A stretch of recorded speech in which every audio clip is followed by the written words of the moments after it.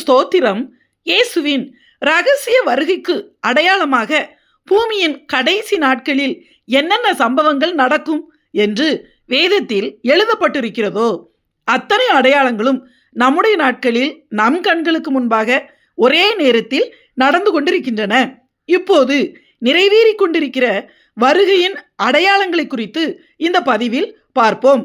மத்தேயு எழுதின சுவிசேஷம் 24ஆம் அதிகாரம் 6ஆம் 7ஆம் வசனங்களில் யுத்தங்களின் செய்திகளையும் கேள்விப்படுவீர்கள். ஜனத்துக்கு விரோதமாய் ஜனமும் ராஜ்யத்துக்கு விரோதமாய் ராஜ்யமும் எழும்பும். பஞ்சங்களும் கொள்ளை நோய்களும் பூமி அதிர்ச்சிகளும் பல இடங்களில் உண்டாகும் என்று இயேசுவின் ரகசிய வருகைக்கான அடையாளங்களை குறித்து எழுதப்பட்டுள்ளது.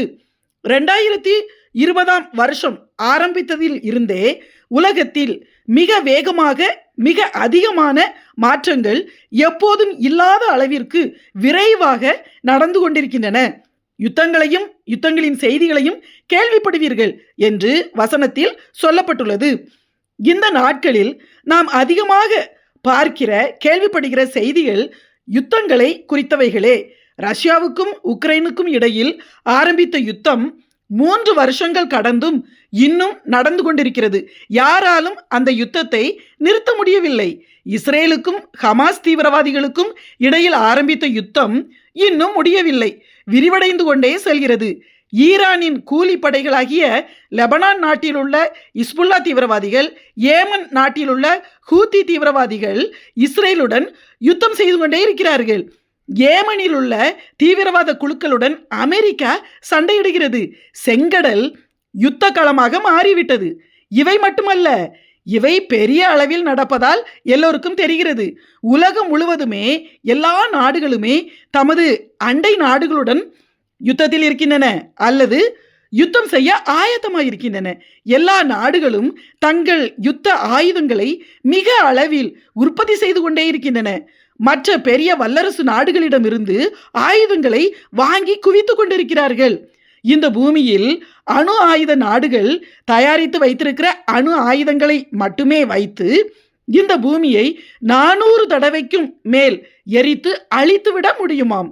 இதை தவிர வேறு பல பயங்கர நவீன ஆயுதங்களை நாடுகள் வைத்திருக்கின்றன. தினம் தினம் இப்படிப்பட்ட யுத்த செய்திகளை நாம் கேள்விப்பட்டு கொண்டே இருக்கிறோம்.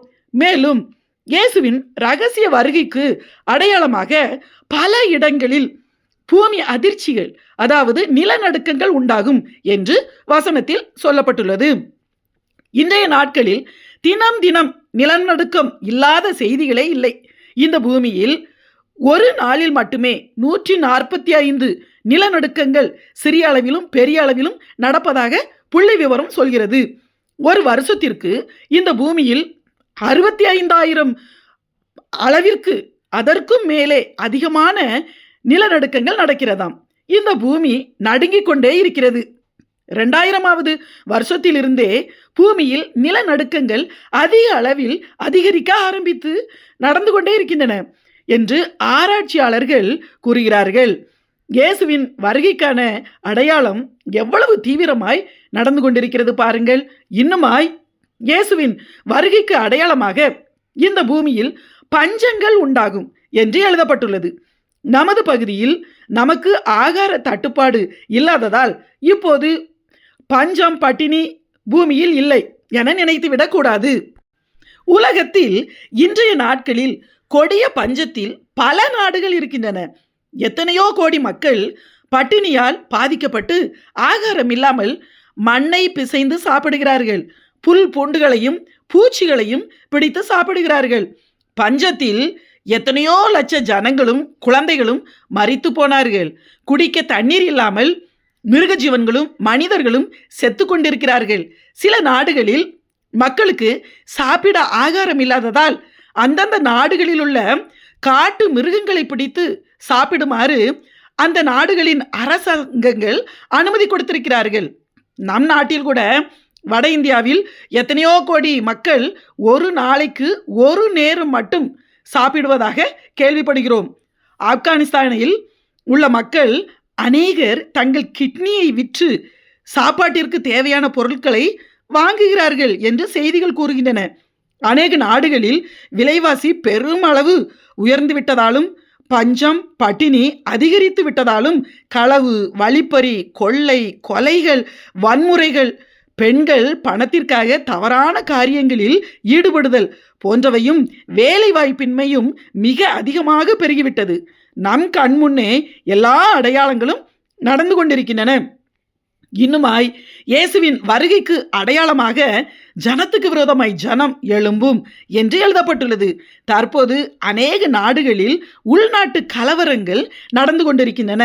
சிரியாவில், பங்களாதேஷில், பாகிஸ்தானில், தற்போது துருக்கியில், பல ஆப்பிரிக்க நாடுகளில், மியான்மரில் எவ்வளவு பெரிய உள்நாட்டு கலவரங்கள் நடந்து கொண்டிருக்கின்றன என்றும் எவ்வளவோ ஜனங்கள் அனுதினமும் கொல்லப்பட்டு கொண்டிருக்கிறார்கள் என்றும் நாம் அறிந்தவையே.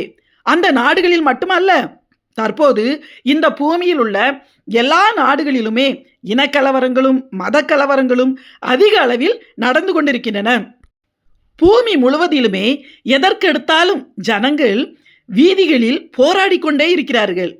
ஒவ்வொரு மனிதனும் மற்ற மனிதனுக்கு விரோதமாக எழும்பி நிற்கிறான். நம்முடைய சமுதாயத்திலேயே தினமும் பார்த்து கொண்டிருக்கிறோமே. மேலும் இயேசுவின் வருகைக்கு அடையாளமாக கொள்ளை நோய்கள் வரும் என்று வசனத்தில் கூறப்பட்டுள்ளது. இன்றைய நாட்களில் மருந்தே கண்டுபிடிக்க முடியாத அளவுக்கு எவ்வளவு புதிய புதிய நோய்கள் வந்துவிட்டன பாருங்கள். ஏராளமான நோய்கள் பூமியில் புதிதாக வந்து கொண்டே இருக்கின்றன. அவற்றிற்கு பெயர் வைக்கக்கூட முடியாத அளவிற்கு அதிகமான வியாதிகள் தோன்றிக் கொண்டே இருக்கின்றன. மர்ம காய்ச்சல், மர்ம நோய் என்று டாக்டர்களும் சயின்டிஸ்டுகளும் சொல்கிறார்கள். பெயர் வைக்கக்கூட முடியாத அளவிற்கு இப்படிப்பட்ட மர்ம காய்ச்சல்களை எல்லாம் இந்த நாட்களில் தான் நாம் கேள்விப்படுகிறோம். எத்தனை திடீர் மரணங்கள் பாருங்கள். நின்று கொண்டிருக்கும் போதே திடகாத்திரமான இளைஞர்களும் பெரியவர்களும் சிறியவர்களும் கூட விழுந்து இறந்து போகிறார்கள். 2019 வருஷம் இறுதியில் உலகம் முழுவதிலும் ஆரம்பித்த கொரோனா கொள்ளை நோய் இன்றளவும் உலகத்தில் முடிவுக்கு வரவில்லை. அதற்கு முன்பு அப்படிப்பட்ட நோயை தங்கள் வாழ்நாளிலும் அதற்கு முன்பும் பார்த்ததில்லை, கேள்விப்பட்டதும் இல்லை என்று 90 வயதுக்கு மேல் உள்ள தாத்தா பாட்டிகள் கூட சொல்கிறார்கள். ஒரு வருடத்திற்கும் அதிகமான நாட்கள் ஸ்கூல் காலேஜுக்கு லீவு விட்டதையும் 1.5 வருஷங்களுக்கும் அதிகமாக லாக்டவுனில் இருந்ததையும் வாழ்நாளிலேயே உலக மக்கள் தங்கள் முகத்தில் மாஸ்கோடு இருந்ததையும் அதற்கு முன்பு யாரும் பார்த்ததும் இல்லை, அப்படி நடக்கவும் இல்லை, கேள்விப்பட்டதும் இல்லை. கொரோனா தடுப்பூசி இன்றளவும் மிகப்பெரிய விவாதமாகவும் சர்ச்சையாகவும் இருப்பது நாம் அறிந்ததே. 2020 இருந்து கொரோனா நோய் மட்டுமல்ல, எத்தனையோ கொள்ளை நோய்கள் புதிதாக வந்து கொண்டே இருக்கின்றன. இன்றைய நாட்களில் ஒரு மனிதனுக்கு ஒரு வியாதி 2 வியாதி என்றல்ல, உடம்பெல்லாம் வியாதி, உச்சியிலிருந்து உள்ளங்கால் வரை ஏகப்பட்ட வியாதிகளோடு மனிதர்கள் இருக்கிறார்கள். பலவித கொள்ளை நோய்கள் உலகம் முழுவதிலும் பரவிக்கொண்டே இருக்கின்றன.